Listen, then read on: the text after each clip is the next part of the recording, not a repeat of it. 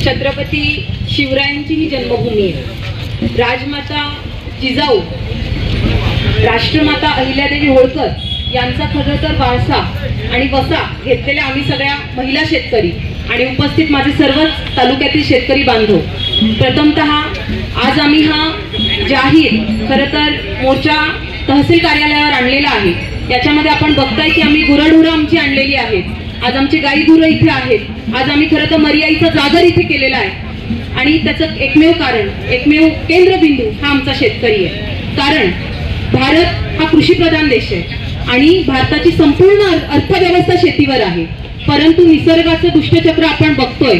अवकाळी पाऊस आहे, ओला कोरडा दुष्काळ सातत्याने आहे, गारपीट सातत्याने, त्यामुळे शेतमालाला म्हणावा तसा बाजारभाव कुठल्याही शेतमालाला मिळत नाही।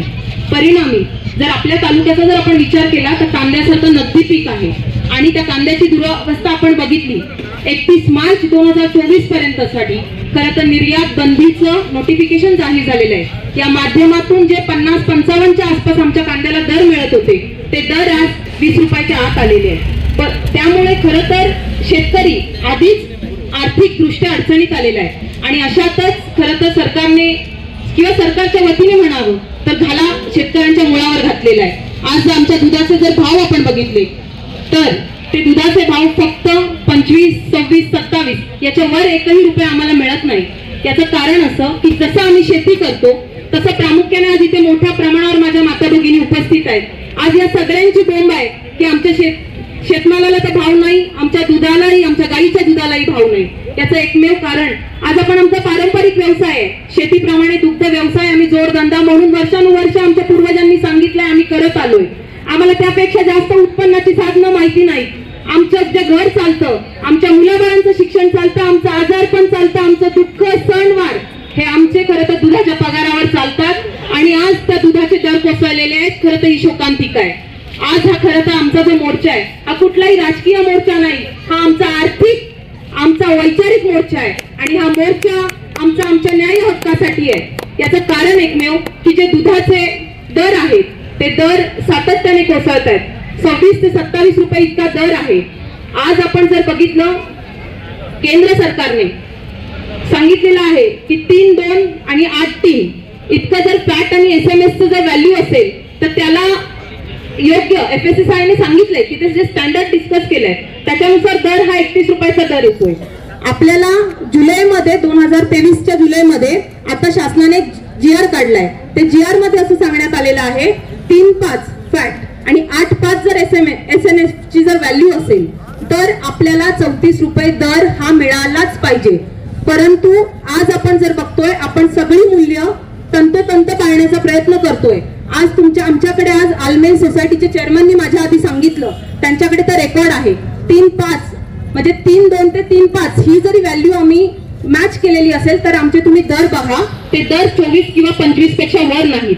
म्हणजे ही आजची शोकांतिका आहे। केंद्र सरकार, राज्य सरकार एक स्टँडर्ड निश्चित करतंय आणि ते स्टँडर्ड किंवा तो जो दर अपेक्षित शेतकऱ्याला आहे तो कुठेही दूध उत्पादकांना मिळत नाही।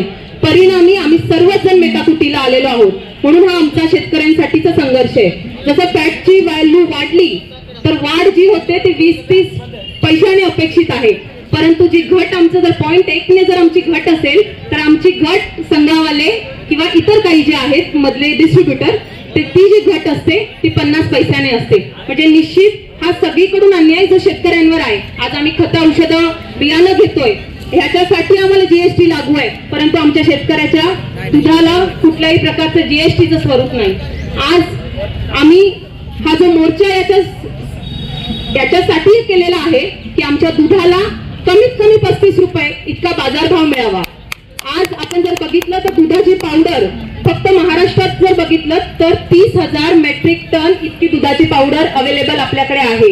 बटरचा जे साठा आहे तो जवळपास 14 ते 15,000 टन इतका बटरचा साठा आपल्याकडे आहे आणि निर्यात बंदीचं धोरण आहे। मग ह्या सगळा साठा करायचा काय? आज प्रचंड भांडवल त्या माध्यमातून अडकून आहे। ही जर निर्यात बंदी उठवली तर निश्चित आज आमच्या दुधाचे दर निश्चित वाढण्यास मदत होईल। त्यामुळे तात्काळ शेतकऱ्यांना 5 ते 8 रुपये जे दर खाली आलेले आहेत तर ते तात्काळ अनुदान म्हणून वर्ग करणं गरजेचं आहे। आपण जर बघितलं बाजार हस्तांतरण योजना वेगवेगळ्या शेतमालांच्या बाबतीत लागू होते, कांदा असेल किंवा इतर कुठलीही नगदी पिकं असतील. परंतु दूध उत्पादनाच्या बाबतीत जर आपण बघितलं तर अशी कुठलीही तरतूद नाही. आपण जर बघितलं तर देशामध्ये आपला भारत देश खरं तर सगळ्या देशांमध्ये जगामध्ये साखर उत्पादन आणि दुग्ध उत्पादन याच्यामध्ये भारत देश हा पहिल्या नंबरवर आहे. सातत्याने 22 वर्ष आपला भारत देश पहिल्या नंबरवर राहिलेला आहे. जसं आपण साखर उद्योगाला बळकटीकरणासाठी आपण वेगवेगळे प्रयत्न करतात, त्याच्यापासून जे प्रोडक्ट तयार होतात, इथेनॉल असतील आणि अजून तत्सम प्रोडक्ट असतील, याच्यासाठी तुम्ही FRP उसाला जाहीर केलेली आहे. मग आज आमचा दुग्ध व्यवसाय तितक्याच ताकदीचा आहे. सातत्याने 22 वर्ष जर आज भारत देशाला त्याच्यामध्ये आपला अग्रगण्य आहे, तर आपल्या दुधापासून पण जवळपास 25 बाय प्रोडक्ट तयार केले जातात. मग त्याला तुम्ही निर्याती संबंधी कुठलीही चालना देत नाही. जसं शुगर कंट्रोल ऍक्ट 1966 आहे, तसं एक पॉलिसी दुधाच्या बाबतीमध्ये होणं गरजेचं आहे. 2018 साली खरं तर सदाभाऊ खोत, देवेंद्रजी फडणवीस साहेब यांच्या माध्यमातून दुधाला अनुदान तात्काळ वर्ग करण्यात आलं होतं. तसंच मी आता पुन्हा या मोर्चाच्या निमित्ताने मागणी करते की आपण आमच्या शेतकऱ्यांचा आक्रोश, आमच्या विशेषतः महिलांचं घर आमच्या या दुधाच्या व्यवसायावर चालतं, त्यामुळे तुम्ही आमची ही मागणी समजून घ्या, आमचं हे आंदोलन समजून घ्या आणि निषेध आम्ही या गोष्टीचा नक्कीच आज अधिवेशन चालू आहे. वाणिज्य मंत्रालय असेल, पशुसंवर्धन खातं असेल, दुग्ध विकास मंत्रालय असेल, यांना माझी प्रामुख्याने मागणी असेल की आपण या गोष्टींचा विचार करावा. आमच्या सर्व शेतकऱ्यांना आज आम्ही सगळं घरदार सोडून, काही गुरेढोरं आमची घरी आहेत, अनेक अडचणी आम्हालाही असतात, त्या सोडून आज आम्ही इथे रस्त्यावर उतरलेलो आहे. त्या फक्त आणि फक्त आमच्या न्याय हक्क आणि मागण्यांसाठी. आम्हाला तुमचे कुठलेही उपकार नकोत, आम्हाला आमचे हक्क द्या. आज आम्ही शिवरायांचा वारसा घेऊन चालतोय. शिवरायांच्या काळामध्ये कुठलाही घटक वंचित राहत नव्हता. आज आमचा बळीराजा वंचित राहू नये हीच आमची प्रामुख्याने अपेक्षा आहे. एवढेच मी आज ही भूमिका सर्वांच्या वतीने मांडते. आज खरं तर कांद्याला जी निर्यात बंदी जी आहे, जी निर्यात बंदी संबंधात जी बंधनं आहेत ती उठवली गेली पाहिजे. दुधाला 35 रुपये बाजारभाव मिळावा, दुधाला तात्काळ 5 ते 8 रुपये इतकं अनुदान मिळावं. आज मोठ्या प्रमाणावर युवक वर्ग गोठ्यासारख्या व्यवसायामध्ये गुंतवणूक करतायत आणि अशातच कुठेतरी व्यवसायाला चालना देत असताना युवा पिढी सुरुवातीला जर कर्ज आणि या सगळ्या विळख्यात जर अडकली तर निश्चित आत्महत्या वाढू शकतात. त्यामुळे सरकारने याची गंभीर दखल घेऊन या विषयाला अधिवेशनाच्या माध्यमातून सर्वच मंत्री महोदयांनी या माध्यमातून पुढाकार घेऊन आमच्या गाईच्या म्हशीच्या दुधाला रास्त भाव मिळावा ही एकमेव मागणी आमची मान्य करावी. एवढंच आम्ही निवेदन आज खरं तर सन्माननीय तहसीलदार साहेबांना देतोय.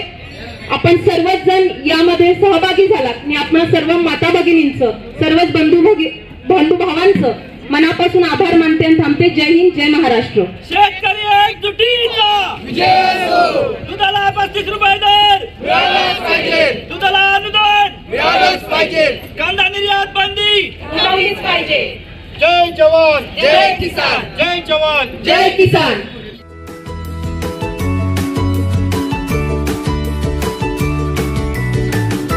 बातम्या शेतीच्या, बातम्या मातीच्या, बातम्या अन्यायाच्या, गुन्हेगारीच्या,